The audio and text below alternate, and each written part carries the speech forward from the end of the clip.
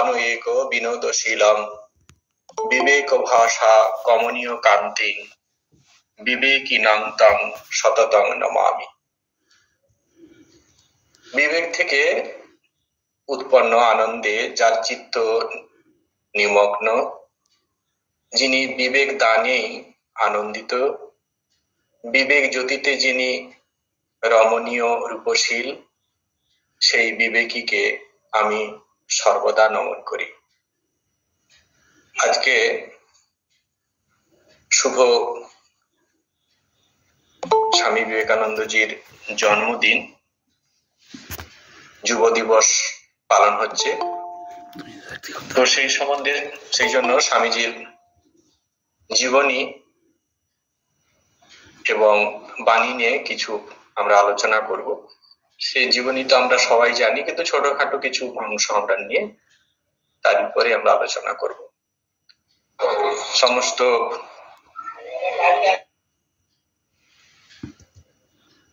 ডিব্রুগড়ের তরফ থেকে, রামকৃষ্ণ মিশন ডিব্রুগড়ের তরফ থেকে সমস্ত ভক্ত রামকৃষ্ণ মিশনের এবং রামকৃষ্ণ মিশনের শুভাকাঙ্ক্ষীদের আন্তরিক অভিনন্দন, শুভেচ্ছা। শ্রী রামকৃষ্ণ একসময় বলেছিলেন যে একদিন দেখছি মন সমাধি পথে জ্যোতির্ময় বর্তে উঠে যাচ্ছে। চন্দ্র সূর্য তারকা মণ্ডিত স্থূল জগৎ সহজে অতিক্রম করে উহা ক্রমে সূক্ষ্ম ভাব জগতে প্রবিষ্ট হলো। নানা দেবদেবীর ভাব ঘন বিচিত্র মূর্তি সকল পথের দুই পার্শ্বে অবস্থিত দেখতে পেলাম। মন ক্রমে অখণ্ডে রাজ্যে প্রবেশ করলো। 7 জন প্রবীণ ঋষি সেখানে সমাধিস্থ হয়ে বসে আছেন। জ্ঞান ও পুণ্যে, ত্যাগ ও প্রেমে ইহারা মানব তো দূরের কথা, দেবদেবীকে পর্যন্ত অতিক্রম করেছেন। বিস্মিত হয়ে দেখি সম্মুখে অবস্থিত অখণ্ডের ঘরে ভেদমাত্র বিরহিত সমরস জ্যোতির্মণ্ডলের একাংশ ঘনীভূত হয়ে দিব্য শিশুর আকারে পরিণত হল। অদ্ভুত দেব শিশু অসীম আনন্দ প্রকাশে অন্যতম ঋষিকে বলতে লাগলো, আমি যাচ্ছি, তোমাকে আমার সঙ্গে যেতে হবে। নরেন্দ্রকে দেখবার মাত্র বুঝলাম এ সেই ব্যক্তি। এই নরেন্দ্রনাথ বিশ্বনাথ দত্ত ও ভুবনেশ্বরী দেবীর পুত্র, যিনি কিনা ভাবিকালে হয়ে উঠেছিলেন বীর সন্ন্যাসী বিবেকানন্দ। বাড়ির ডাকনাম ছিল বিলে। উত্তর কলকাতা সিমলাতে তার জন্ম। ছোট থেকেই তিনি ছিলেন অসাধারণ বুদ্ধিমান। সঙ্গে ছিল হৃদয়বত্তা, তেজস্বিতা, সাহস, বেপরা ভাব, স্বাধীন চেতা মনোভাব, বন্ধুপ্রীতি, খেলাধুলা, সাঁতার কাটা, কুস্তি হতে তার ছিল প্রবল আকর্ষণ। এবং পরবর্তীকালে সাহিত্য দর্শনেও তার ছিল প্রবল আকর্ষণ। 1880 খ্রিস্টাব্দে 27শে জানুয়ারি তিনি প্রেসিডেন্ট কলেজে ভর্তি হন, প্রেসিডেন্সি কলেজে, এবং কলেজ থেকে 1881 খ্রিস্টাব্দে এফএ পাশ করেন। 2 বছর বাদে এই কলেজ থেকে তিনি বিএ পাশ করেন। কলেজে ছাত্রাবস্থায় তিনি এত বেশি পড়াশোনা করতেন যে তার অগাধ জ্ঞান ও বিচার শক্তিতে ছাত্র শিক্ষক সকলে স্তম্ভিত হয়ে যেত। কলেজের অধ্যাপক উইলিয়াম হেস্টিং পর্যন্ত মন্তব্য করেছিলেন, নরেন্দ্র সত্যিকারের জিনিয়াস। আমি বহু জায়গায় ঘুরেছি, কিন্তু এর মতো বুদ্ধিমান বহুমুখী প্রতিভা কোথাও দেখিনি। এমনকি জার্মানি বিশ্ববিদ্যালয়ের যে দর্শন বিভাগের ছাত্রদের মধ্যেও দেখা যায় না।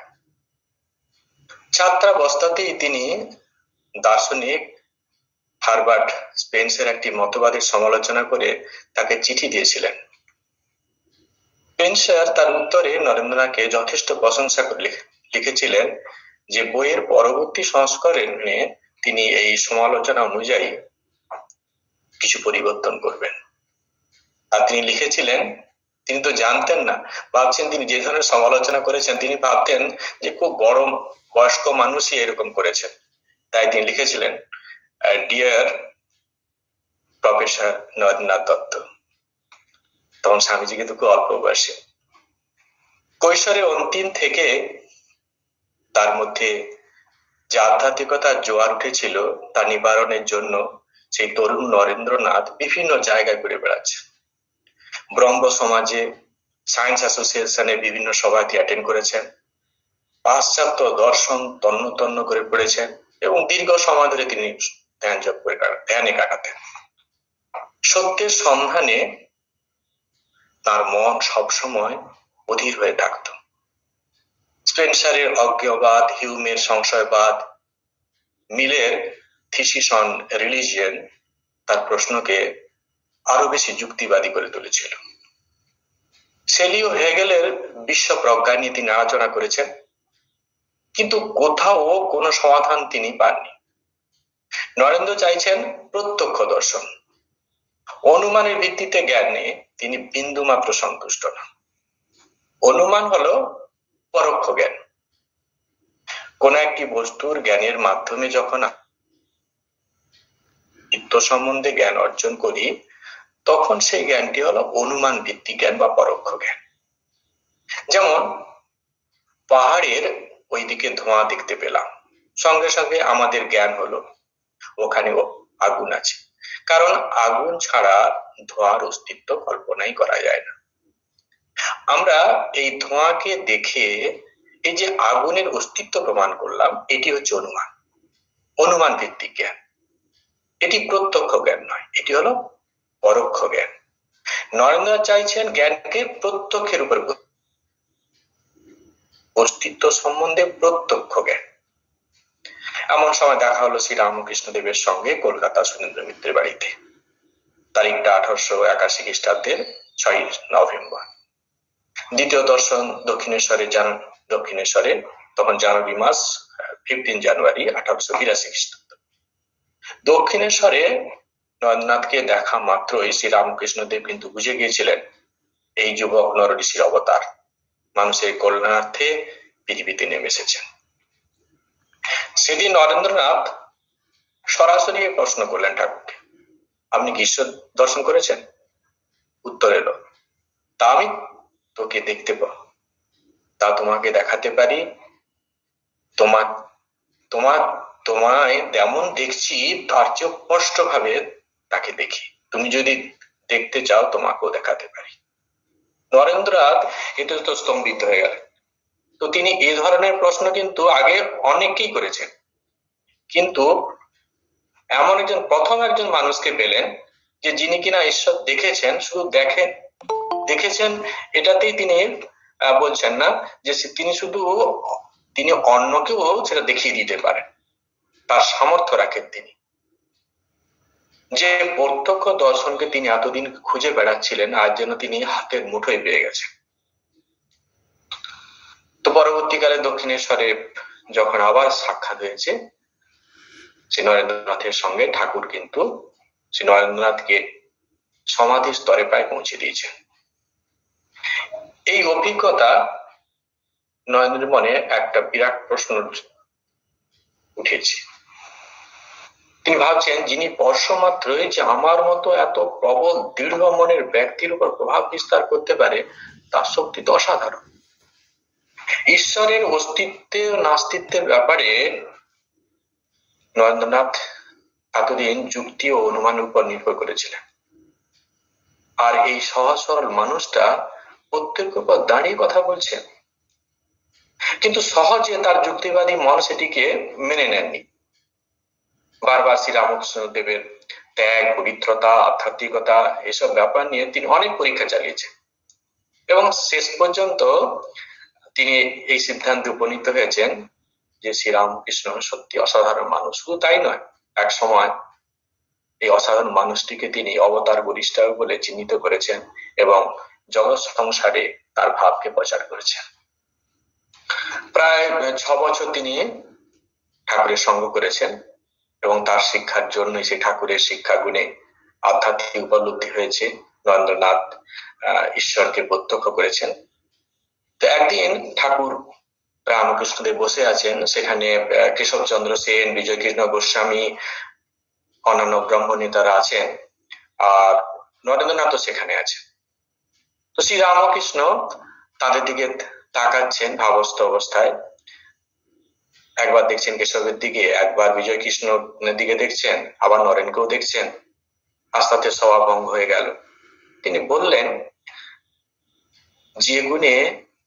যে গুণকে অবলম্বন করে কেশবচন্দ্র এত খ্যাতি লাভ করেছেন, জগতে পরিচিতি তারা তো বেড়ে গেছে, তেমনি 18টা গুণ নরেন্দ্রের ভেতরে বর্তমান।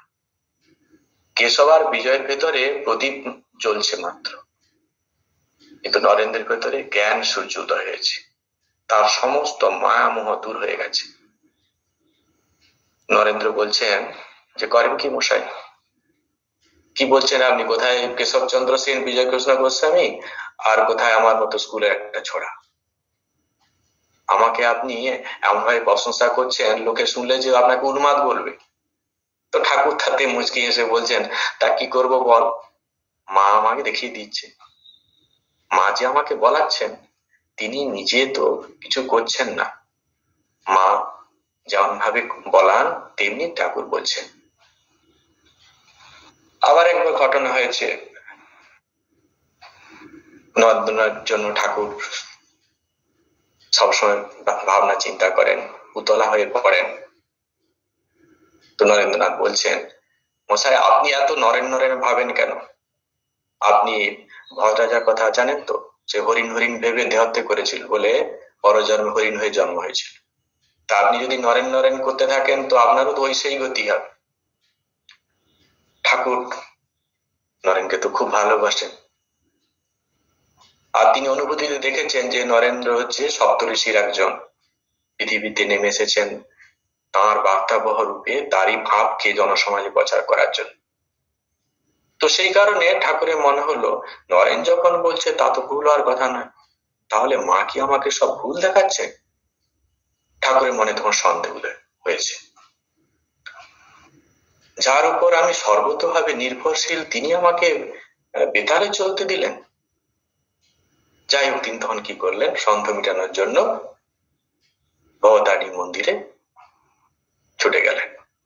ফিরে এসে বলছেন নরেনকে, দুঃশালা, মা আমায় বলে দিয়েছেন আমি তোর ভেতরে নারায়ণকে দেখি, তাই তোকে এত ভালোবাসি। যেদিন তোর ভেতরে নারায়ণকে দেখতে পাবো না, সেদিন তোর মুখও দেখতে পারবো না। নরেন্দ্রনাথকে আধ্যাত্মিক পথে এগিয়ে দেওয়ার সঙ্গে সঙ্গে শ্রীরামকৃষ্ণ দেব তাকে ভাবী লোক শিক্ষক হিসাবে তৈরি করতে যাচ্ছিলেন। নরেন্দ্রনাথ ছোটবেলা থেকেই সন্ন্যাস জীবনে তার আকর্ষণ বেশি। তিনি সবসময় এই ধ্যানে ডুবে থাকতে চান। তো ঠাকুর একদিন সত্যি সত্যি জিজ্ঞাসা করলেন, তুই কি চাস? তো নরেন্দ্রনাথ তখন বলছেন, আমি সুখদেবের মতো সবসময় সমাধিতে ডুবে থাকতে চাই, আর যখন ধ্যান ভাঙবে শরীর রক্ষার জন্য একটু খাওয়া দাওয়া করে আবার সমাধিতে ডুবে যাব। এই কথা শুনে ঠাকুর তাকে তিরস্কার করলেন, ছি নরেন, তুই এত ছোট হবি? আমি ভাবছিলাম কোথায় তুই বটবৃক্ষের মতো বড় হবি, তোর ছত্র ছায়ায় কত মানুষ সে জুড়াবে, আর তোর এত হীন বুদ্ধি। না না নরেন, এত হীন বুদ্ধি করিস না। এরপর এক সময় দেখেছি আমরা যে ঠাকুর একটা কাগজে লিখে দিচ্ছেন নরেন শিক্ষা দেবে। তখন কি হচ্ছে, নরেন্দ্রনাথ আপত্তি জানাচ্ছেন। তিনি তখন ঠাকুর বলছেন, তোর হার করবে। এই যে সংঘ প্রতিষ্ঠা হয়েছে রামকৃষ্ণ মিশন সংঘ, সেটাও ঠাকুরের নির্দেশে, এই নির্দেশ তিনি স্বামীজিকে দিয়ে গেছেন। আরেকদিন এমন হয়েছে, বৈষ্ণব ধর্ম সম্বন্ধে আলোচনা চলছে, তো ঠাকুর সেখানে একটি কথা পেয়েছে, জীবের দয়া। এই কথাটি ঠাকুর শোনার পর একটু বিরক্ত ভাব প্রকাশ করলেন। ঠাকুর বললেন, জীবের দয়া নয়, শিব জ্ঞানে জীবের সেবা। তখন সেই কথা শুনে মুগ্ধ নরেন্দ্রনাথ তার বন্ধুদের বলছিলেন, কি অদ্ভুত কথাই না ঠাকুরের কাছ থেকে আজকে শুনলাম। তিনি বলছেন, যদি কোনোদিন দিন দেয় ভগবান, তবে এই সত্যকে আমি সংসারে সর্বত্র প্রচার করব। স্বামীজি চেয়েছিলেন যে বনের বেদান্তকে ঘরে নিয়ে আসতে। ধ্যানের গভীরে গিয়ে মুনি ঋষিরা বনে জঙ্গলে কিংবা গুহা কন্দরের মধ্যে যে সত্য উপলব্ধি করেন, স্বামীজি সেই সত্যকে সাধারণ মানুষকে উপলব্ধি করাতে চাইছিলেন শিব জ্ঞানে জীবের সেবার মাধ্যমে। বেদান্তের যে সর্বশ্রেষ্ঠ শিক্ষা সেটি কি? সর্বগতি ব্রহ্ম দর্শন, সর্বম খলু ইদং ব্রহ্ম। বেদান্তের এই শিক্ষার সঙ্গে ভগবান শ্রী রামকৃষ্ণের যে শিক্ষা শিব জ্ঞানে জীব সেবা, অর্থাৎ প্রত্যেকটি ইতর প্রাণী থেকে শুরু করে সর্বশ্রেষ্ঠ মানুষ পর্যন্ত সবার মধ্যে সেই ঈশ্বর বিরাজমান, এর কোনো পার্থক্য নেই। সেদিন বৈষ্ণব ধর্মের সেই আলোচনায় জীবের দয়া এই কথাটি তিরস্কার করে ভগবান শ্রী রামকৃষ্ণ সেই আলোচনার মধ্যে বললেন কি, জীবকে দয়া নয়, শিব জ্ঞানে জীবের সেবা। যে অপূর্ব কথা সেদিন নরেন্দ্রনাথ শুনেছিলেন, তিনি অর্থাৎ ভাবিকালে সেই স্বামী বিবেকানন্দ সেই সত্যকে জনসম্মুখে প্রচার করে জগৎ সংসারকে এক নূতন আলো দেখে গেলেন।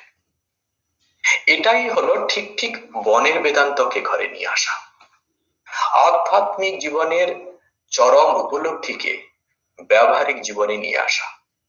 তাই তো ঠাকুর রামকৃষ্ণ বলতেন, চোখ বুঝালে তিনি আছেন, চোখ খুললে তিনি নেই।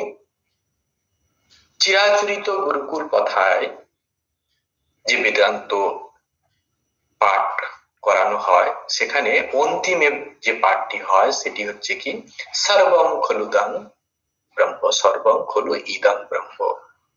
অর্থাৎ জগতের সমস্ত কিছু, যা কিছু দেখছো সবই ব্রহ্মময়। সেই একই শিক্ষা শিব জ্ঞানে জীব সেবা, যত্র জীব তত্র শিব। দুটি কিন্তু একই কথা ভগবান রামকৃষ্ণ একবারে প্রথমেই দিলেন। যেটা যে চরাচরিত বেদান্ত শিক্ষা, সকল বেদান্ত যে ঘরানা আছে সেখানে যে শিক্ষা দেওয়া, যেটা লাস্টে একবারে বেদান্তের ছাত্রকে যেটা লাস্টে শেখানো হয়, যা কিছু তুমি দেখছো জগৎ ব্রহ্মময়, যা কিছু তুমি দেখছো সবকিছুই ব্রহ্ম। সেখানে ঠাকুর কি করলেন, প্রথমেই ওই শিক্ষা দিচ্ছেন যত্র জীব তত্র শিব, শিব জ্ঞানে জীব সেবা। এত উচ্চ তত্ত্বকে এত সহজভাবে পরিবেশন করা, এটি অবতার বরিষ্ঠ রামকৃষ্ণ ছাড়া কারো পক্ষে সম্ভব কিনা সেটি বলার অপেক্ষা রাখে।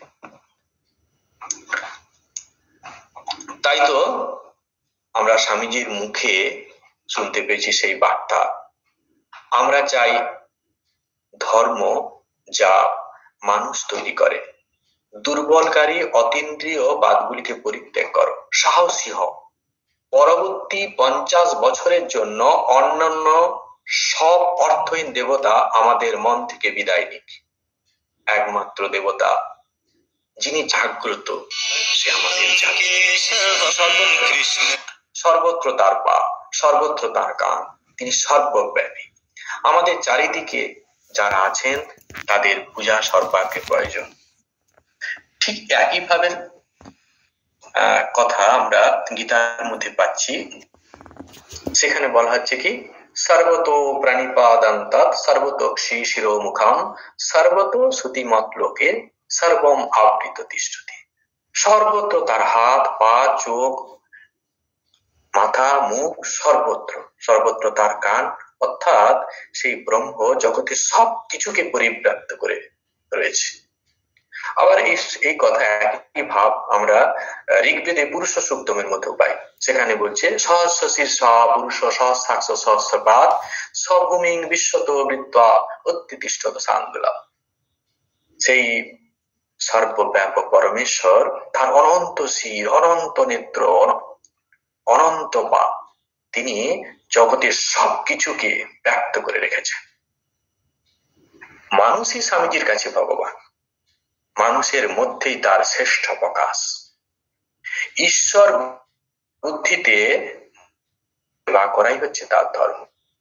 সেই জন্য তিনি বলছেন বহুরূপে তোমার ছাড়ি কোথায় ঈশ্বর জীবে করে এই জন সেই জন ঈশ্বর সর্বত্র আছেন।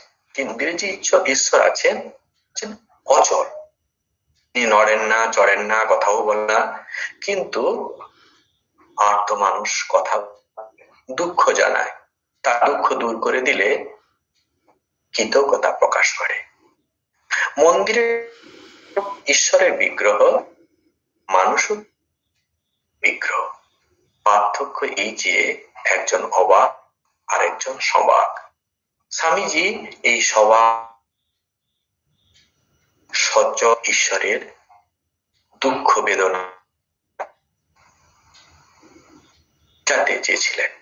তার সব উদ্যম এই সচল বিগ্রহকে কেন্দ্র, এই নারায়ণ দূর করাই ছিল তার জীবনের মাত্র ব্রত। স্বামীজি বলছেন, we are the of the divinity. সবার মধ্যে সেই চৈতন্য বিরাজমান, ইতর প্রাণীর মধ্যেও সেই চৈতন্য সত্তা আছে। চৈতন্য সত্তা তো একটাই, আলাদা তো নয়। বস্তুর প্রকৃতি শুধু আমরা কি দেখতে পাই, তার প্রকাশের আমরা তাপ পাই। এখন আমরা এটা বোঝার জন্য এরকম উদাহরণ নিতে, যেমন ইলেকট্রিক, এটা যদি আমরা কল্পনা করি, একই ইলেকট্রিকের প্রবাহ যখন বৈদ্যুতিক বাল্বের যাচ্ছে তার মধ্যে, কিন্তু বাল্বের মধ্যে যাচ্ছে আমরা কি দেখতে পাচ্ছি সেখান থেকে। আর পাখা খুঁটার মধ্যে যখন যাচ্ছে তাপ থেকে খাবার তৈরি করছি, প্রকাশগুলো আলাদা আলাদা আমরা দেখছি, তাই আমাদের ভেদ, কিন্তু ভেদ নেই, কারণে একই সব অজ্ঞানতা আছে বলে আমরা এই ভেদ দর্শনটি করছি।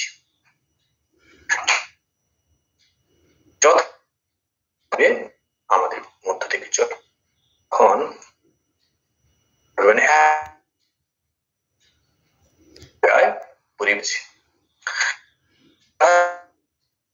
ধর্ম শেষ সবার ঈশ্বর মহিমায় বিরাজ, ইতর প্রাণী থেকে শুরু করে সর্বশ্রেষ্ঠ মানুষ ঈশ্বর প্রকাশিত হচ্ছে। শুধু প্রকাশের তারতম্য, ডিগ্রি নয়। ইতর প্রাণী সর্বশ্রেষ্ঠ মতো সবার মধ্যে ঈশ্বর বিরাজ, শুধু প্রকাশের তারতম্য। তাই তো উপনিষদ বারবার আমাদেরকে স্মরণ করে দিচ্ছেন, সর্বম খলু ইদং ব্রহ্ম, জগতের সমস্ত কিছুই ব্রহ্ম, তবে সে একই কথা এক সত্তা রূপে। যখন আমরা ঠিক এইরকম জ্ঞানে প্রতিষ্ঠিত হতে পারবো, আমাদের মধ্যে সাম্প্রদায়িকতা বুঝে যাবে, আমাদের মধ্যে এই যে ভেদাভেদ, এই গণ্ডিটাও ভেঙে যাবে, আমরা হবো এক নতুন মানুষ। স্বামীজি ছিলেন যুগাচার্য, যুগ নায়ক, অবতার বরিষ্ঠ শ্রীরামকৃষ্ণ তার হাতে তুলে দিয়ে গেছেন এক গুরু দায়িত্ব, আর সেই গুরু দায়িত্বটিকে মাথায় রেখে জনকল্যাণে তিনি মানুষের দেবত্বটিকে স্মরণ করিয়ে দিচ্ছেন। একমাত্র মানুষ যখন আত্মার যথার্থ স্বরূপ সম্বন্ধে অবগত হবে, নিজের স্বরূপ সম্বন্ধে অবগত হবে, একমাত্র তখনই সে ভেদাভেদের গণ্ডি অতিক্রম করতে পারে এবং সেখান থেকে সে চির শান্তি রাজ্যে প্রবেশ করতে পারে, তার আগে নয়।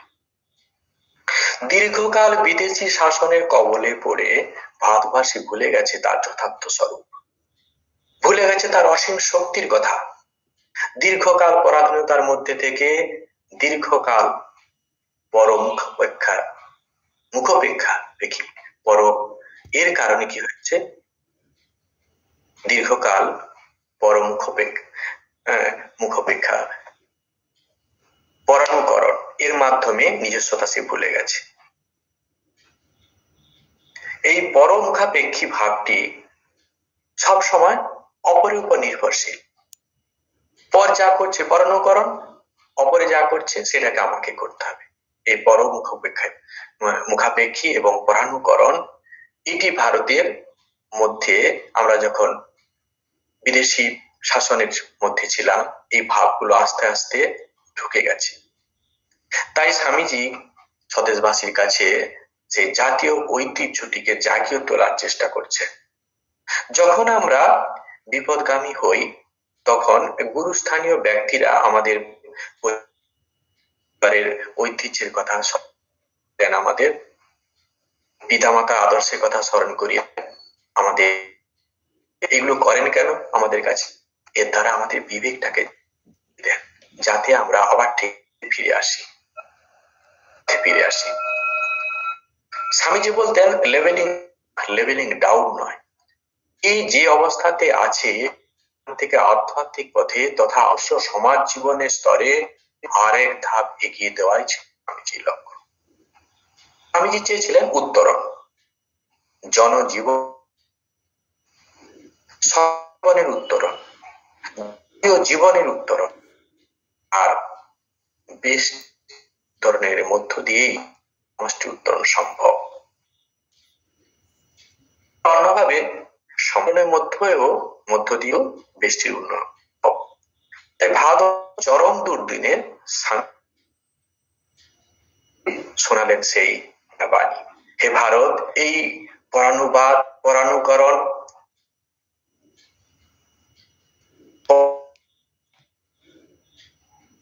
পরমুখাপেক্ষী এই দাব, এই ঘৃণিত দাব এই মাত্র সঞ্জাতিকার লাভ করবে, লজ্জাকর কাপুরুষতা সহ বীরভোগ্যা স্বাধীনতা লাভ করবে। হে ভারত, ভুলিও না তোমার সাবিত্রী দময়, ভুলিও না তোমার সর্বত্যাগ, না তোমার বিবাহ, তোমার জীবন ইন্দ্র সুখের, নিজের ব্যক্তিগত সুখের জন্য নয়। ভুলিও না তুমি জন্ম হতেই মায়ের জন্য বলি প্রদত্ত। ভুলিও না তোমার সমাজ সে বিরাট মহামায়া ছায়া মাত্র। ভুলিও না নিজ জাতি, মূর্খ, দরিদ্র, অজ্ঞ, মুচি, ম্যাথর তোমার রক্ত, তোমার ভাই। হে বীর, সাহস অবলম্বন করো, সদর্পে বলো আমি ভারতবাসী, ভারতবাসী আমার ভাই। বলো মূর্খ ভারতবাসী, দরিদ্র ভারতবাসী, ব্রাহ্মণ ভারতবাসী, চণ্ডাল ভারতবাসী আমার ভাই। তুমিও কোটি মাত্র বস্তাবৃত হইয়া সদর্পে ডাকিয়া বলো ভারতবাসী আমার ভাই, ভারতবাসী আমার প্রাণ, ভারতের দেবদেব আমার ঈশ্বর, ভারতের সমাজ আমার শিশুসজ্জা, আমার যৌবনের উপবন, আমার বার্ধক্যে বারাণসী। আর বলো ভাই, ভারতের মৃত্তিকা আমার স্বর্গ, ভারতের কল্যাণ আমার কল্যাণ। আর বলো দিন রাত, হে গৌরীনাথ, হে জগদম্বে, আমায় মনুষ্যত্ব দাও মা, আমার দুর্বলতা কাপুরুষতা দূর করো, আমায় মানুষ করো। হে ভারত, তোমার অতীত আদর্শের কথা স্মরণ করো। হে ভারত, নারী জাতির আদর্শ ভুলে যেও না। তোমার এই মাতৃভূমিতেই সীতা, সাবিত্রী, দময়ন্তী, অপালা, গার্গী, মৈত্রী জন্ম নিয়েছিলেন। তারা তাদের জীবন ও কর্মের মাধ্যমে ভারত মাতার মহিমাকে যেভাবে উজ্জ্বলতার চরম শিখরে পৌঁছে দিয়েছেন, সেই নারী জাতির আদর্শকে ভুলুণ্ঠিত করো না। বিদেশি বৈভবে তার অবমাননা করো না। আমরা বিদেশি বৈভবে আমরা এত বেশি পাশ্চাত্যকে অনুকরণ করছি, তার ফলে আমাদের মাতৃভূমি অপমান করছি, আমরা অবমাননা করছি। সেই জন্য স্বামীজি কিন্তু এটি বলছেন, ভারতের মহিমাকে, ভারত মাতার মহিমাকে কালিমা লিপ্ত করো না। ভারতের পুরুষ জাতি শুধু অতীতকালে নারী জাতিকে যেভাবে সম্মানের আসনে বসিয়েছেন, তাকে কালিমা লিপ্ত করা উচিত নয়। আমাদেরকে আরো কি করতে হবে? নারী জাতিকে সীতা, সাবিত্রী, দময়ন্তী, অপালা, গার্গী, মৈত্রী মতো যোগ্য সম্মান দিতে হবে। কারণ আমাদের পূর্বপুরুষরা তারাও কিন্তু এইভাবে এইরকম মানুষদের, এইরকম বীরাঙ্গনা নারীদের, এইরকম মহিষী নারীদের যোগ্য সম্মান দিয়ে গেছেন, পুজো করেছেন। তাই আমাদেরকেও সেই নারী জাতির এইভাবে সম্মান দিতে হবে, এর দ্বারাই ভারতের কল্যাণ হবে। আরেকটি কথা, এই যে ভারত ভূমি, এটি হচ্ছে ত্যাগের ভূমি। এই জন্মভূমিতে ঋষিরা জন্মগ্রহণ করেছেন। ঋষিদের উপলব্ধির ধন সাধন ভজনের মাধ্যমে তারা এটি উপলব্ধি করেছেন, ত্যাগেন এক অমৃতত্ব মানুষ। একমাত্র এই ত্যাগের দ্বারাই সেই অমৃতত্ব লাভ করা যায়। তারপর স্বামীজি যেটি বলছেন যে তোমাদের উপাস্য উমানাথ শঙ্কর, এই জন্মভূমিতে উমানাথ সর্বত থেকে শঙ্কর বিরাজ করছেন।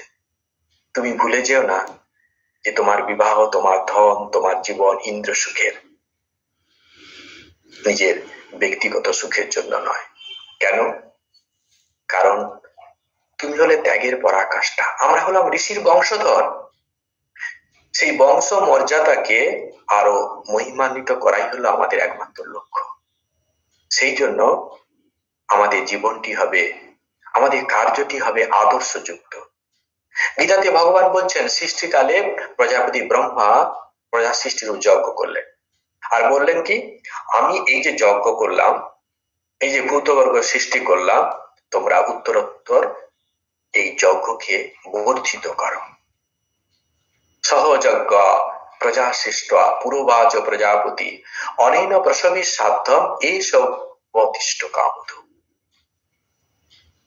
আমি যে যজ্ঞ করছি, সৃষ্টিকর্তা ব্রহ্মা তিনি কি করছেন? যজ্ঞ করলেন, প্রজা সৃষ্টির যজ্ঞ, আর উত্তরোত্তর এটিকে বাড়াতে বলছে। আর এই যজ্ঞ তোমাদের সমস্ত রকম অভিষ্ট পূর্ণ করবে। এই যজ্ঞটি কেমন যজ্ঞ হবে? এই যজ্ঞ হবে নিষ্কাম যজ্ঞ। আর নিষ্কাম কর্ম দ্বারাই আমরা নিজের জীবনের সুখ ও শান্তি খুঁজে পাব। তাই আমাদের ব্যক্তিগত ইন্দ্র সুখ ভোগের সময় কোথায়? কারণ আমরা যে ব্রহ্মার কাছে আদেশ প্রাপ্ত, কিভাবে আমাদের যজ্ঞ করতে হবে সেটি তিনি বলে দিয়ে গেছেন। তাই তার এই কর্মযজ্ঞকে প্রগতিশীল রাখার জন্য আমাদের ব্যক্তিগত ইচ্ছা অনিচ্ছাকে জলাঞ্জলি দেওয়ার অভ্যাস করতে হবে। আমরা যখন ত্যাগের পরাকাষ্ঠা হতে পারবো, ঠিক তখনই ব্রহ্মার কাছ থেকে প্রাপ্ত এই কর্মযজ্ঞকে সুচারু রূপে নিষ্পন্ন করতে পারবো। ভবিষ্যৎ প্রজন্মের কাছে নূতন নজির স্থাপন করে যেতে পারবো, যা দেখে তারাও অনুপ্রাণিত হবে এবং এই যজ্ঞকে তারাও কি করবে? উত্তরোত্তর বর্ধিত করতে পারবে, তারাও এগিয়ে নিয়ে যেতে পারবে। আমরা যে ধরনের জীবনশৈলী কাটাবো, যে ধরনের লাইফস্টাইল আমাদের হবে, আমাদেরকে দেখে তারাও সেইভাবেই অনুকরণ করে যাবে। সেই কারণে ভবিষ্যৎ প্রজন্মের কথা ভেবে আমাদের কিন্তু আমাদের জীবনটিকে কেমন, জীবন ধারাটি কেমন ভাবে কাটাতে হবে, আমাদেরকে কিন্তু সেই সিদ্ধান্ত নিতে হবে। এরপরে কি বলছেন? ভুলেও না তুমি জন্ম হতে মায়ের জন্য বলিপ্রদ। এটি তারা কি ভাবতে চাইছেন? এটি ভাবতে চাচ্ছেন যে সমষ্টি কল্যাণে নিজেকে উৎসর্গ করতে হবে, নিজেকে। সমষ্টির কল্যাণেই কি হবে? ব্যষ্টির কল্যাণ। কারণ ব্যষ্টি সমষ্টি মানে ব্যষ্টিতেই থেকে থেকে তো সমষ্টি তৈরি হচ্ছে। তাই সমষ্টি যখন উন্নত স্তরে চলে যায়, তখন স্বাভাবিকভাবে ব্যষ্টিরও সেই উন্নতিটা ফল পেয়ে যায়, তার মধ্যে ব্যষ্টিও সেই আছে। তাই আমাদের কি করতে হবে? বৃহত্তম স্বার্থে জনকল্যাণে আমাদের জীবনটিকে উৎসর্গ করতে হবে। এরপরে কি বলছেন? ভুলিও না তোমার সমাজ সে বিরাট মহামায়া ছায়া মাত্র। এটির কি বলছেন? যেন কায়া না থাকলে যেমন আমরা ছায়া দেখতে পাই না, একটা শরীর আছে, শরীর আর থাকছে সেই জন্য তার ছায়াটা দেখতে পাচ্ছি, ঠিক তেমনি ভাবে মহামায়ার অস্তিত্ব যদি না থাকতো, তাহলে আমরা আমাদের অস্তিত্ব থাকতো না। সেই কারণে স্বামীজি বলছেন আমরা হচ্ছে মহামায়ার ছায়া মাত্র। এটি আরো গভীরভাবে যদি বলা যায়, সেখানে বেদান্তে আছে বিম্ব প্রতিবিম্ববাদ। সেখানে বলা হচ্ছে যে বিম্ব যদি না থাকে তাহলে প্রতিবিম্ব সৃষ্টি হতে পারে না। প্রতিবিম্ব হলো বিম্বেরই প্রতিচ্ছবি। যেমন সূর্যের আলোতে আমরা যদি 5টা জলভর্তি ঘট রাখি, আমরা কি দেখবো? আমরা দেখবো যে 5টা সূর্যের প্রতিবিম্ব। এখন যদি ওই 5টা জল ভরা ঘটকে ভেঙে ফেলা হয় তাহলে কি দেখবো? তখন কেবল একটি সূর্যকে দেখা যাবে। ঠিক তেমনি ভাবে আমাদের দেহগুলো হলো একটা ঘট, আর সেই চৈতন্য সত্তা হলো সূর্যের মতো। এখন যথার্থ জ্ঞান বিচারের দ্বারা আমরা যদি সমস্ত দেহগণ্ডীকে ভেঙে একটা সত্তা মনে করি, সমস্ত কিছু ভেঙে দিয়ে একটা সত্তাতে যদি পরিণত করতে পারি, তখন কি দেখবো? যে সেই একই চৈতন্য সত্তা সবকিছুর মধ্যে বিরাজমান। সেই ওয়াননেস বা সমত্ব বুদ্ধি সর্বস্তরের মানুষের মধ্যে নিয়ে আসার জন্যই স্বামীজি বললেন কি, ভুলিও না নিজ জাতি, মূর্খ, দরিদ্র, অজ্ঞ, মুচি, মেথর তোমার রক্ত তোমার ভাই।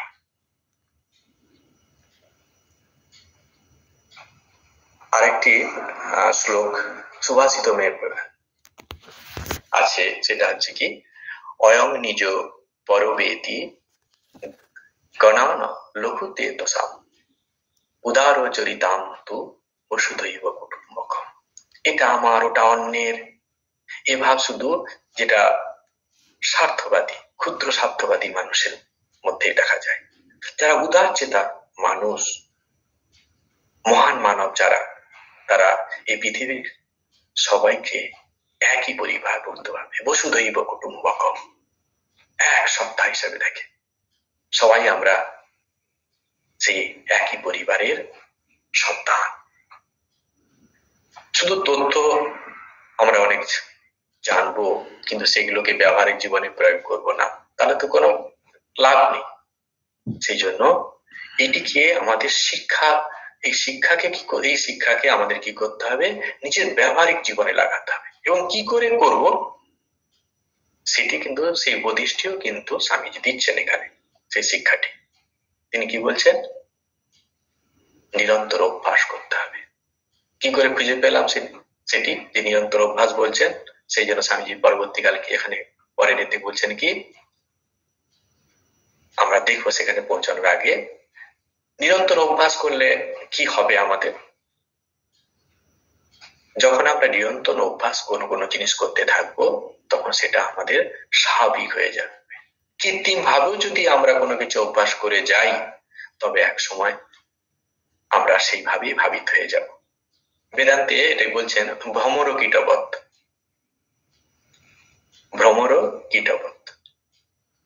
তো একটা কীট কি করছে, একটা ভ্রমর একটা কীটকে, একটা পোকাকে ধরে এনেছে, তার বাসার কাছে রেখেছে, আর এসে সব সময় ওটাকে হুল ফোটায়। আর সেই জন্য ওই পোকাটা, ওই কীটটা সবসময় ভাবে এই বুঝি আমাকে হুল ফোটাবে, সবসময় ওই ভয় থাকে, এই বুঝি আমাকে ফোটালো, এই সময় ভয় ফোটালো।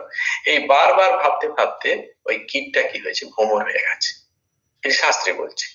ঠাকুরের কথা নিতে আমরা কিন্তু দুটো জায়গা কম পেয়েছি। ঠাকুর কি বলছেন? আরশোলা গোবরে পোকার কথা ভাবতে ভাবতে গোবর পোকা হয়ে গেল। পাগলের অভিনয় করতে করতে মানুষ পাগল হয়ে যায়। এটাই যদি হয়, ঠাকুরও বলছেন, বেদান্তে ওরকম বলছে, ভ্রমর কীটবৎ, সেরকম আমরা যদি সর্বভূতে একত্ব বোধের জন্য সবসময় এরকম ভাবকে আরোপ করতে থাকি, দৈনন্দিন জীবনে যদি এই ভাবগুলোকে আরোপ করতে থাকি, সবাইকে নিজের করে ভাবতে থাকি, তাহলে আমরা নিশ্চয়ই কিছুটা এগিয়ে যেতে পারবো। স্বামীজি সেই কারণে বলছেন, সেই সদর্পে বলো আমি ভারতবাসী, ভারতবাসী আমার ভাই, বলো মূর্খ ভারতবাসী, দরিদ্র ভারতবাসী, ব্রাহ্মণ ভারতবাসী, চন্ডাল ভারতবাসী আমার ভাই। এখানে ওই কথাটি স্বামীজি কিন্তু এইভাবে বলছেন। আর সেই ডাকটি তখন আমরা ঠিক ঠিক ডাকতে পারবো যখন এই দরিদ্র মানুষগুলো স্তরে আমরা নেমে তাদেরকে ডাক দেব, তাদেরকে ধরবো। না হলে আমরা যদি তাদের স্তরে না নেমে আসি, তারা কখনোই আমাদের কাছে আসতে পারবে না। দীর্ঘকাল বিদেশি শাসনের ফলে আমরা কি করেছি, আমাদের মাতৃভূমির এই দিনহীন অবস্থা আমরা আমাদের দেখতে হয়েছে। সাধারণ মানুষ ঠিক মতো খেতে পায় না, তাই তাদের কাছে পৌঁছতে হলে তাদের স্তরে নেমে আসতে আমাদের হবে। তাদের স্তরে নেমে এসেই আমাদের তাদেরকে উচ্চ ভাবনায় ভাবিত করতে হবে। তাদের দূরে রেখে সমাজের সর্বোচ্চ উন্নয়ন সম্ভব নয়। কারণ স্বামীজি নিজেই বলেছেন যে সমষ্টি যখন উন্নতি হবে ব্যষ্টির উন্নয়ন হয়ে যায়, আবার ব্যষ্টির উন্নতি যদি হয় তাহলে সমষ্টি উন্নয়ন হয়। এইরকম পিছিয়ে পড়া মানুষগুলোকে যদি আমরা অবহেলা করি, তারা যদি না প্রোগ্রেস করে, তাহলে সমাজের সার্বিক উন্নয়ন হলো কোথায়? আর সমাজের যদি সার্বিক উন্নয়ন যদি না হয়, তাহলে যে ভুল দুটি থাকবে তার মধ্যে আমরা যখন জীবন যাপন করব, সেই প্রভাবগুলো আমাদের মধ্যে আসবে। সমাজের অন্য মানুষরা যখন থাকবে, যারা নতুন জেনারেশন, সে অবক্ষয়ের মধ্যে থাকলে তাদের মধ্যেও কিন্তু এই ভাবগুলো ঢুকবে। তাই যারা পিছিয়ে গেছে তাদেরকেও কিন্তু উঠাতে হবে। স্বামীজি অনেক দূরদর্শিতা নিয়ে এগুলো ভাবার চেষ্টা করছে। সেই জন্য তাদের কি করতে হবে? তাদের আরো অধিক শিক্ষাদানে তাদের উচ্চ স্তরের মানুষের পর্যায়ে নিয়ে আসতে হবে। তাই স্বামীজি এখানে বলছেন, তুমিও কটিমাত্মবস্থাপিত হইয়া সদর্পে ডাকিয়া বলো, ভারতবাসী আমার ভাই, ভারতবাসী আমার প্রাণ, ভারতের দেবদেবী আমার ঈশ্বর, ভারতের সমাজ আমার শিশুসজ্জা, আমার যৌবনের উপবন, আমার বার্ধক্যের বারাণসী। বলো ভাই, ভারতের মৃত্তিকা আমার স্বর্গ, ভারতের কল্যাণ আমার কল্যাণ। এরপর স্বামীজি বলছেন, আর বলো দিন রাত, হে গৌরীনাথ, হে জগদম্বে, আমায় মনুষ্যত্ব দাও। মা, আমার দুর্বলতা কাপুরুষতা দূর করো, আমায় মানুষ করো। এই কথাটির তাৎপর্য এই, প্রভুর ইচ্ছায় মায়ের কৃপাতে জগতে সমস্ত কিছু ঘটছে। মা যদি কৃপা করে শুদ্ধ বুদ্ধি বিবেক দেন, তবেই আমরা কেবল এই কাপুরুষতা, এই ভীরুতা কাটিয়ে যথার্থ জ্ঞানে প্রতিষ্ঠিত হতে পারবো। তাই স্বামীজি বারবার সেই জগন্মাতার কাছে, গৌরীনাথ শিবশঙ্করের কাছে আমাদের বিনতি জানাতে বলছে। কারণ মা যদি একবার প্রসন্ন হন, তাহলে কিন্তু আমরা আমাদের মনটিকে বাঁধতে পারবো, পবিত্র ভাবনায় ভাবিত করতে পারবো, আমাদের সেই উচ্চ আদর্শে মনটিকে নিয়ে যেতে আর কোনো অসুবিধা হবে না। কিন্তু শুধুমাত্র ভারতকে এইভাবে সতর্ক দিয়ে স্বামীজি কিন্তু স্থির থাকতে পারলেন না। তিনি বলছেন কি, আরো গুরু দায়িত্ব ভারতকে নিতে হবে। এবারের কেন্দ্র ভারত, অর্থাৎ ভারত এবার লিডারশিপ নেবে, অর্থাৎ জগৎকে আলো দেবে এই ভারত। এখন স্বাভাবিকভাবে প্রশ্ন হচ্ছে আমাদের মধ্যে, যিনি লিডার হবেন তাকে তো সাধারণ হলে চলবে না, কারণ জগৎকে যিনি আলো দেবেন তাকে কিন্তু অনেক পারফেক্ট হতে হবে। লিডার হতে হলে সমস্ত ভাবে তাকে ত্রুটি মুক্ত হতে হবে। এই লিডারশিপে ভারত কি করবেন? ভারত দেখাবে কি করে শুদ্ধ শক্তির সঙ্গে ব্রাহ্মণ শক্তির যোগ সাধনা করা যায়, সেটিকে এবারে ভারত দেখাবে। কিভাবে বেদান্তের সঙ্গে সমাজবাদকে সমন্বিত করা যায়। শুদ্র শক্তি মানে কি? কর্মের শক্তি। শূদ্ররা কি করছে? সমাজে সেবা করছে, কর্ম করছে। শুদ্র শক্তির কর্মের মধ্যে নিহিত। আর কি? ব্রাহ্মণের শক্তি কি আছে? ব্রহ্মবিদ্যায় নিহিত। এই শূদ্রের কর্মশক্তির সঙ্গে যদি ব্রহ্মবিদ্যা, ব্রাহ্মণের যে ব্রহ্ম শক্তি, সেটিকে যদি একসঙ্গে মেশানো যায়, তবে সমাজের গ্রোথটা ঠিকই হবে। তাই কর্মের মধ্যে আধ্যাত্মিকতা ঢোকানো যদি না যায়, তাহলে এক সময় কি হবে? মানুষের মধ্যে ভৌগোলিকতা বেড়ে যাবে। এর ফলস্বরূপ কি হবে?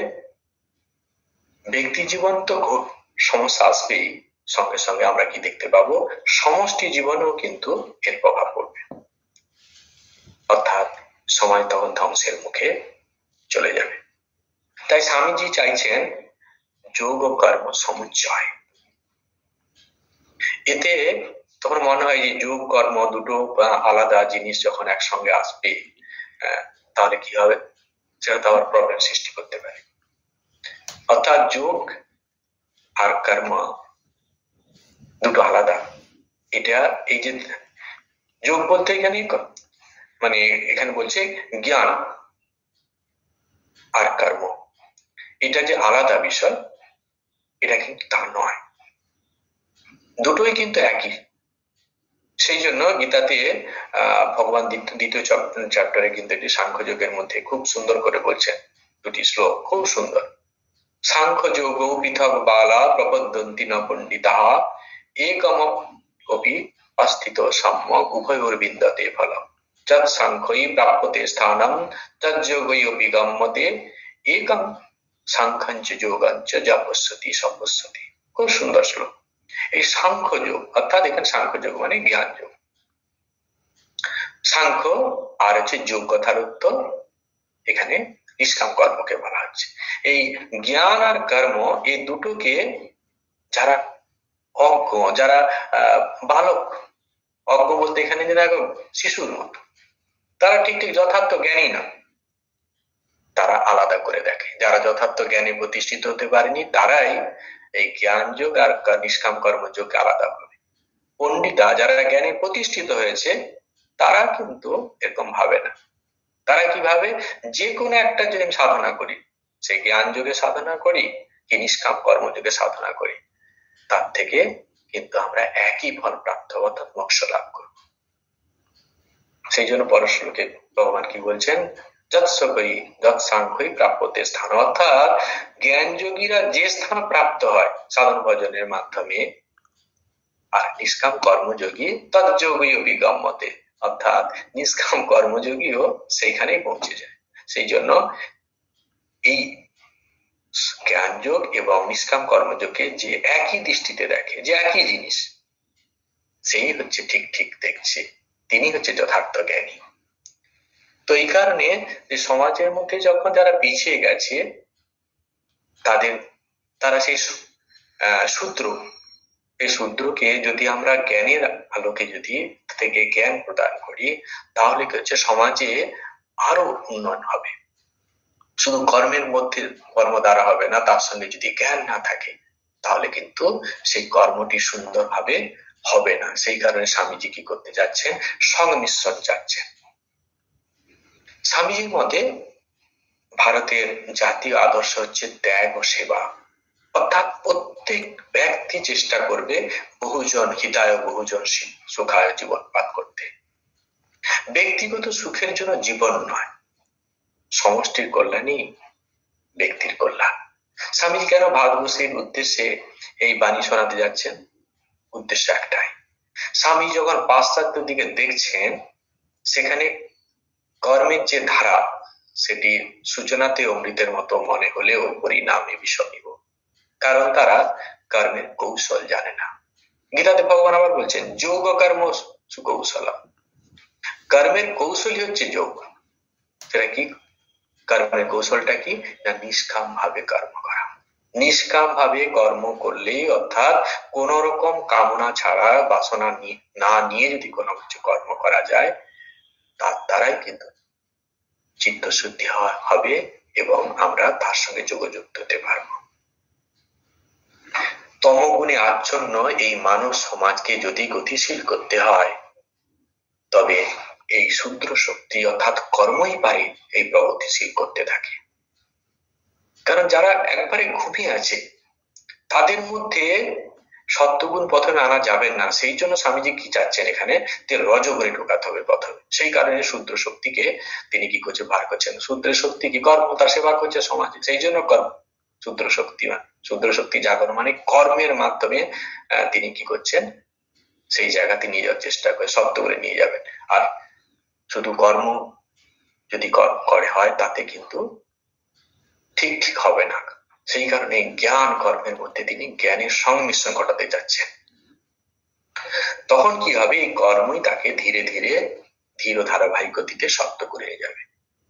স্বামী যখন পাশ্চাত্যের কর্মকুশলতা ও পানোচ্ছ্বাস দেখছেন, সেখানে তারা খুশি, স্বামী যখন খুশি হয়েছেন, কিন্তু সঙ্গে সঙ্গে দেখছেন যে এই যে ভোগ সর্বস্ব জীবন,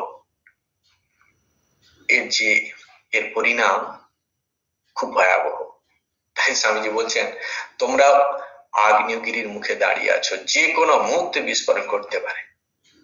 পাশ্চাত্যের দিকে দেখে স্বামীজি বিস্মিত হয়েছেন। এই কারণে তারা কর্ম জানে, সেখানে শূদ্র শক্তির জাগরণ ঘটেছে ঠিকই, কিন্তু সেই শক্তিকে তারা কেমন ভাবে ব্যবহার করতে জানে না, কেবলমাত্র ইন্দ্রিয় বৃত্তিকে তৃপ্তি করার জন্যই তারা ব্যবহার করছে। স্বামীজি জানতেন এই প্রকার জীবনযাত্রার অন্তিম পরিণতি, তাই তিনি যুগাচার্য হয়ে থেমে থাকতে পারেননি। তাদের জীবনে যে বিপর্যয়ে ঘনিয়ে আসতে চলেছে তার আগাম বার্তাও স্বামীজি তাদের জানিয়েছেন। সেই কারণে আমরা কি দেখেছি, দুটো মহাযুদ্ধ দেখেছি, বিশ্বযুদ্ধ লেগে গেছে। পাশ্চাত্যে অনুকরণ করতে গিয়ে যাতে আমরা ভারতবাসীরা যাতে এইরকম না করি, বা আমাদের জীবনে যাতে সেই চিত্র না আবার আসে, সেই কারণে স্বামীজি এই আগাম বার্তা দিচ্ছেন। স্বামীজি জানতেন আমাদের এই যে ভারতবর্ষ, এটি হলো ধর্মভূমি, এটি হলো মুনি ঋষির সাধন ক্ষেত্র। যুগ যুগ ধরে মুনি ঋষিরা সাধনার দ্বারা যে উপলব্ধি করেছেন, সেই অনুযায়ী তারা এই সমাজকে সংঘবদ্ধ করে গেছে। তাদের আচার বেদের আলোকে, আর সেই বেদান্ত হলো অভ্রান্ত সত্য। যেহেতু তাদের সমস্ত কিছু বেদান্তের আলোকে আলোকিত, বেদান্তের আলোকে আধারিত, আর বেদান্ত মানেই আমরা জানি অভ্রান্ত সত্য। বেদান্ত হচ্ছে ঈশ্বরের রূপ, আর সেই সত্য মানেই তো ঈশ্বর, ঈশ্বরের স্বরূপ। তারা যে নিয়মে জীবন সংগ্রামে রত ছিলেন, আমরা যদি ঠিক একই নিয়মে আমাদের এই জীবনটিকে নির্বাহ করি, তবে আমাদের সমাজটি কিন্তু সাবলীলভাবে গড়ে উঠবে। আর শুধু তাই নয়, সেই আদর্শ জীবনের মধ্যে দিয়েও আমরা আমাদের জীবনটিকে ঋষিত্বে পরিণত করতে পারব। আমাদের সবাইকে সেই ঋষিত্বে প্রতিষ্ঠিত হতে হবে। স্বামীজিরা চাইতেন। বেদান্তের দিকে যদি আমরা এক ঝলক দেখি, এই ঋষিরা ছিলেন ঘোর কর্মযোগী, সাধন ভজন করেছেন, কিন্তু সঙ্গে সঙ্গে তারা তীব্র কর্মবিদ। তারা জানতেন কর্ম না থাকলে এই সমাজ জীবনের যে চিত্র, এই চক্রটাকে গতিশীল রাখা কোনোভাবেই সম্ভব হবে না। সামাজিক উন্নয়ন স্তব্ধ হয়ে যাবে। এর ফলস্বরূপ কি হবে, সমাজ ধ্বংস মুখে পতিত হবে। কিন্তু তারা এত কর্মবীর হয়েও আধ্যাত্মিক জীবনের এই চরম সত্য উপলব্ধি কিন্তু করেছেন, কারণ তারা কর্মের কৌশল জানতেন। আর সেই কৌশলটি কি, যোগযুক্ত হয়ে কর্ম করা। নিষ্কাম কর্মযোগের মাধ্যমেই আমরা আমাদের এই সমাজকে, সমাজের গতিটিকে প্রভাব রাখতে পারবো। আর সঙ্গে সঙ্গে আমরা মানব জীবনের যে উদ্দেশ্য, সেই উদ্দেশ্যটি ঈশ্বর লাভ, আত্মদর্শন, আত্ম সাক্ষাৎকার করা, সেই উদ্দেশ্যটা কিন্তু সফল কাম হবে। আমাদের সংশয়হীন ভাবে এই কর্ম করে যেতে হবে, কারণ বেদ বেদান্তের ঋষিরা এই কর্ম করে ব্রহ্মত্বে প্রতিষ্ঠিত হয়েছিলেন। সুতরাং আমাদের আর কোনো সন্দেহের কারণ নেই। বেদান্তে যে ঋষিদের নাম আমরা পাই, তারা কিন্তু সাধন ভজনের সঙ্গে কর্ম করে গেছেন, কর্মের মাধ্যমে তারা কিন্তু সেখানে পৌঁছে গেছেন। আমরা ঋষি জনক রাজার নাম শুনেছি, আমরা ঋষি বিশ্বামিত্রের নাম শুনেছি, তার থেকে বড় কথা স্বয়ং ভগবান রামচন্দ্র, ভগবান কৃষ্ণ, তারা কিন্তু তীব্র কর্মবীর ছিলেন। এই অবতার পুরুষরা, ঋষিরা তাদের জীবন দিয়ে এই উজ্জ্বল আদর্শগুলিকে নিজের জীবনে করে দেখিয়ে গেছেন, যাতে সাধারণ মানুষ না ভাবে এগুলো বাস্তবিক বাস্তব করা সম্ভব নয়, বা এগুলো দ্বারা আত্ম উপলব্ধি সম্ভব নয়। এখন আবার প্রশ্ন হতে পারে, স্বামীজি যে সর্বস্তরের মানুষকে আহ্বান করছেন, সবাইকে বলছেন কাছে নিতে, ভাই বলে। এই উদ্দেশ্য কি? উদ্দেশ্য একটাই, শূদ্রের কর্মশক্তি আর ব্রাহ্মণের কর্মকুশলতা যদি সমন্বয় ঘটে, তবে সমাজের প্রগতি পূর্বাপেক্ষা অনেক বেশি গতিমান হবে। এর ফলে সমষ্টি উন্নয়ন ঘটবে আরো দ্রুততর। সমষ্টি উন্নয়ন মানে হচ্ছে সমাজের উন্নয়ন, সভ্যতার উন্নয়ন, আমাদের জাতীয় কৃষ্টির উন্নয়ন। আর সমষ্টির উন্নয়ন মানেই তো ব্যষ্টির উন্নয়ন। এভাবে স্বামীজি তার এই জাগানিয়া বাণী দিয়ে ভারতীয় জাতি ও সংস্কৃতির উন্নয়ন তো বটেই, সঙ্গে সঙ্গে পিছিয়ে পড়া মানুষগুলোকে ধীরে ধীরে আধ্যাত্মিকতার ঊর্ধ্ব থেকে ঊর্ধ্বভূমিতে উত্তরণ ঘটানোর চেষ্টা করছে। স্বামীজির এই স্বদেশ মন্ত্রটিকে যদি আমরা ঠিক ঠিক বোধ করতে পারি, তবে আমরা এক আদর্শ মানুষ হতে পারবো। আর কোনো কিছু দরকার নেই। এই স্বদেশ মন্ত্রের মধ্যেই বহু তথ্য লুকিয়ে আছে, জীবন গঠনের সমস্ত কিছু লুকিয়ে আছে। কি করতে হবে যেন ওই মন্ত্র দিয়ে যেন স্বামী সমস্ত কিছু বলে দিচ্ছে। এর ফলে কি হবে? আমাদের জীবনটি আরো ঊর্ধ্বমুখী হবে, আর আমাদের সমাজ হয়ে উঠবে শৃঙ্খলাপূর্ণ, যার মধ্যে পাবে ভবিষ্যৎ প্রজন্ম সুষ্ঠুভাবে বেঁচে থাকার আলো।